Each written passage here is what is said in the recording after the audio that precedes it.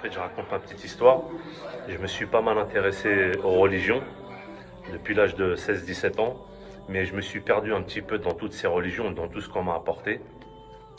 Et puis j'avais pas mal de conversations avec ma mère du temps de son vivant.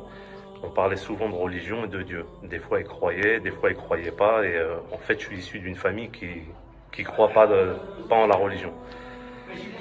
Et j'ai perdu ma mère il y a 1 an et demi, et de son vivant, je lui avais demandé, s'il te plaît, quand tu partiras, est-ce que tu pourras demander à Dieu quelle religion je dois suivre? Parce que pour moi, c'est très important.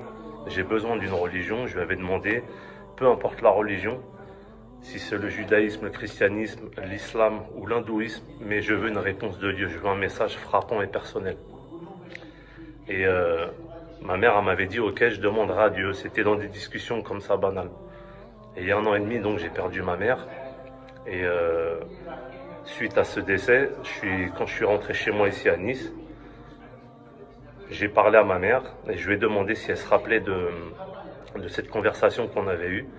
Donc je lui ai demandé tout seul dans mon salon ici, est-ce que tu peux demander à Dieu, par rapport à la conversation qu'on a eue, quelle religion je dois suivre? Est-ce que tu peux me donner ce message, s'il te plaît, et dis-moi si tu es bien là où tu es. Et dans la même nuit, j'ai rêvé, en fait, je me suis retrouvé au temps de mon enfance, chez ma mère. Il y avait un buffet sur lequel il n'y avait plus rien, il n'y avait que de la poussière. Sur cette poussière, il y avait un grand cœur. Dans ce cœur, c'était écrit je t'aime. Et à côté du cœur, il y avait le mot Maca.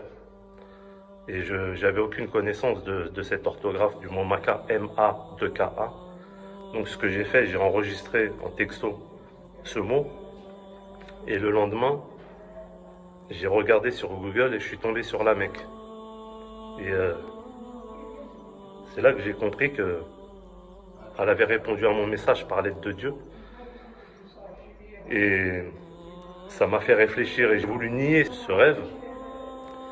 Et la nuit qui a suivi, j'ai fait un autre rêve, un second rêve. Et en fait, j'étais en train de vaquer à mes occupations.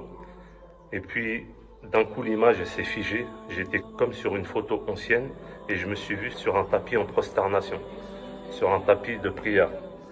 Et en fait, ce second rêve est venu confirmer mon autre rêve. Et c'est là que j'ai compris qu'il fallait que je m'intéresse à l'islam, que le mot Maca et que cette photo sur un tapis de prière n'était pas anodin. Donc de là, suite à ça, j'en ai parlé un petit peu à mon entourage.